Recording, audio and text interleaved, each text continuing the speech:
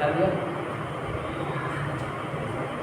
देखो, हम बात करने वाले हैं आज अंतःस्रावी ग्रंथियों के बारे में, जो लगभग सभी जीवों में पाए जाते हैं।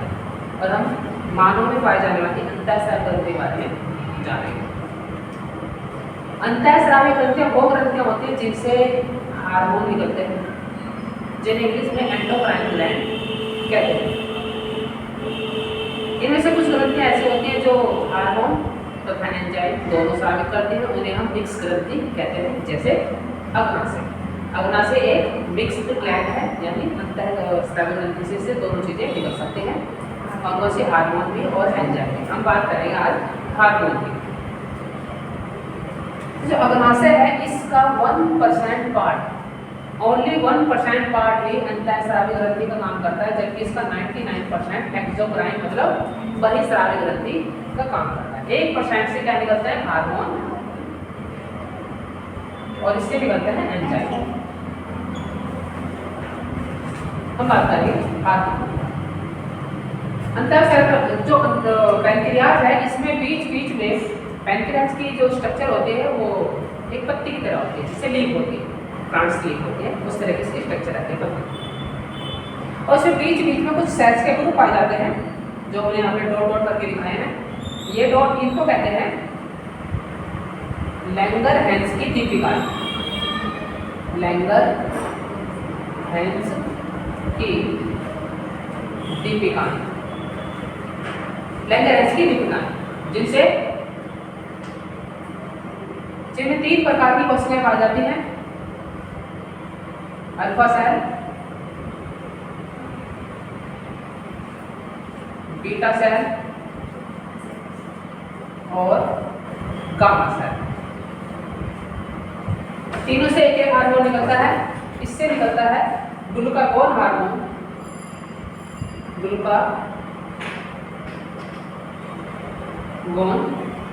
इससे निकलता है इंसुलिन, और इससे निकलता है सोमैटोस्टेटिन।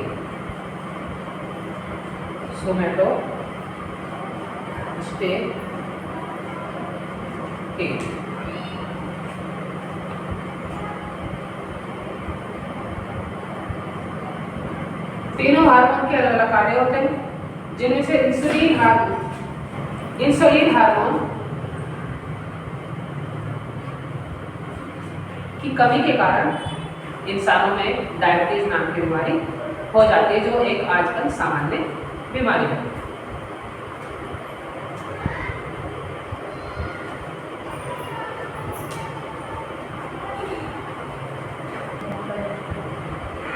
तीन हार्मोन हो गए।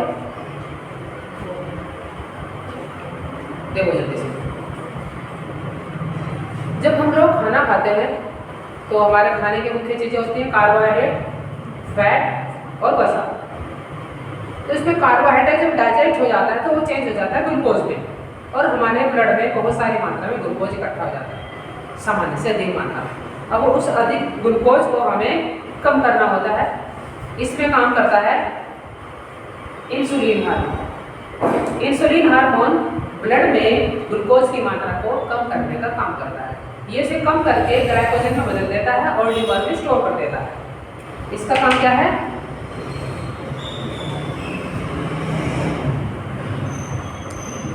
ग्लूकोज को किसमें चेंज करता है? ग्लाइकोजन में। ये होता है आपका लीवर में इंसुलिन हार्मोन, ठीक है। लेकिन अगर इंसुलिन की मात्रा शरीर में कम निकलती है या नहीं निकलती है तो ग्लूकोज का लेवल अचानक से बढ़ जाएगा। लेकिन सामान्य स्थिति में इसका काम क्या है? ग्लूकोज के लेवल को डाउन करना, ठीक है। इसके बाद हम पूरे दिन में काम करते रहते हैं, फिर घंटे 2 घंटे के बाद हमें ऊर्जा की और जरूरत पड़ती है और ग्लूकोज का लेवल फिर से ब्लड में कम होने लगता है। उसको बढ़ाने के लिए फिर काम करता है ग्लूकागोन हार्मोन। ये ग्लाइकोजन को वापस ग्लूकोज में बदलने का कार्य करेगा। समय समय पर जैसे जैसे हमें भूख लगती जाएगी, हमें ऊर्जा की जरूरत होगी, उस समय ग्लाइकोजन को ग्लूकोज में चेंज करना होगा। तो ये क्या करेगा?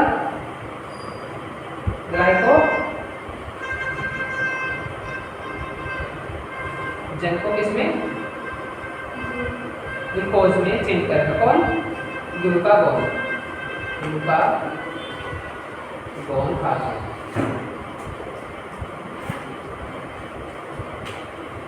तो ये दोनों हार्मोन मिलके इंसुलिन और ग्लूकागोन ब्लड में शुगर मतलब ग्लूकोज के लेवल को अप डाउन करते हैं। जब ज़्यादा ग्लूकोज होती है तो इंसुलिन कम कर देता है, जब ग्लूकोज की मात्रा घटने लगती है तो इंसुलिन उसको ग्लूकागोन उसको फिर से वापस इंक्रीज कर देता है।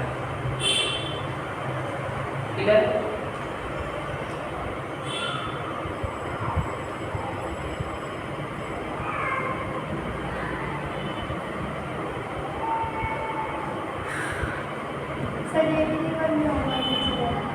बिल्कुल सीधी सी बात है।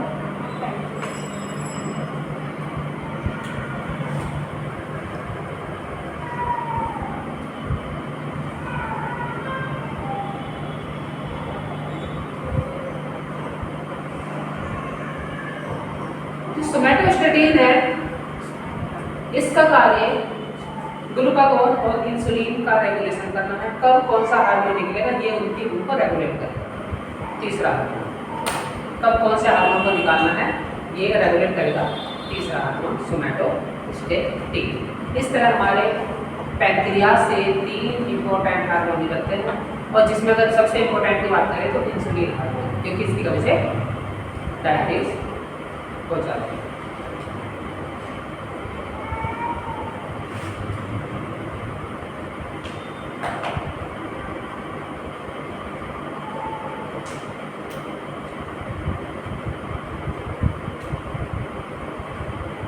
इसमें सबसे इम्पोर्टेंट जो क्वेश्चन बनता है और जो बार बार पूछा जाता है वो ये होता है कि इंसुलिन हार्मोन कहाँ से निकलता है। तो आपका जवाब होगा अग्नाशयी लैंगरहैंस की दीपिकाओं की बीटा कोशिकाओं से इंसुलिन का स्रावण होता है या सेक्रेशन होता है।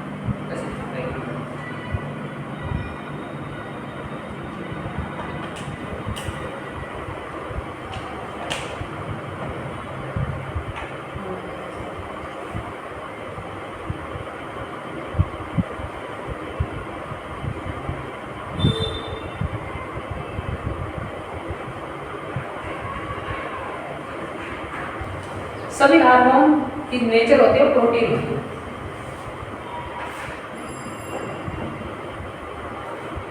क्या होती है, प्रोटीन।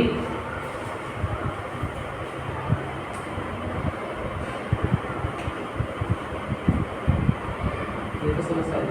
देखो जब नेचर में कैसे होते हैं, इससे इसमें बहुत बड़ा क्वेश्चन छुपा हुआ है जो बच्चों को अक्सर कंफ्यूज कर देता है। वो ये कि जैसे मान लो किसी को डायबिटीज हो जाती है उसे इंसुलिन के इंजेक्शन देते हैं जो उसकी त्वचा में लगते हैं, जिसे बोलते हैं सबकटेनियस इंजेक्शन। वो त्वचा में लगाया जाता है और इंजेक्शन लगाने में टैबलेट खाने में बहुत आसान है। इंजेक्शन मुश्किल प्रोसेस है, तो किसी को ट्रेन आदमी को लगाना पड़ेगा या कोई नहीं है तो उसे खुद लगाना पड़ेगा, और ये पेनफुल तरीका है। टैबलेट लेना आसान है, तो क्यों ना हम इंसुलिन हार्मोन की टैबलेट बना ले।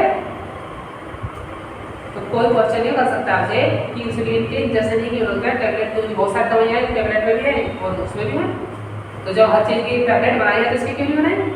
तो इसका कारण है क्योंकि इसकी नेचर एक प्रोटीन की है, और प्रोटीन को जब हम खाएंगे तो ये डाइजेस्ट हो जाएगी, पच जाएगी, और उसका जो हार्मोन वाले गुण था वो समाप्त हो जाएगा। इसलिए हमें इसे डायरेक्ट ब्लड में पहुंचाना होता है। इससे बचा के अपने डाइजेस्टिव सिस्टम से बचा के सीधे ब्लड में।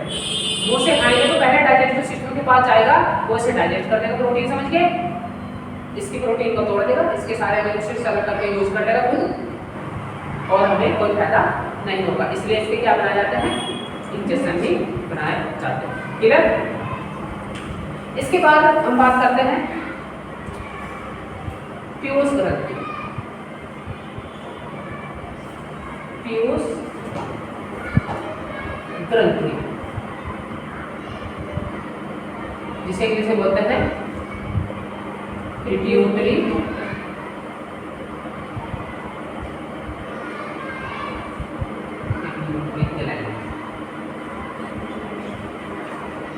ग्लैंड, पीयूष ग्रंथि।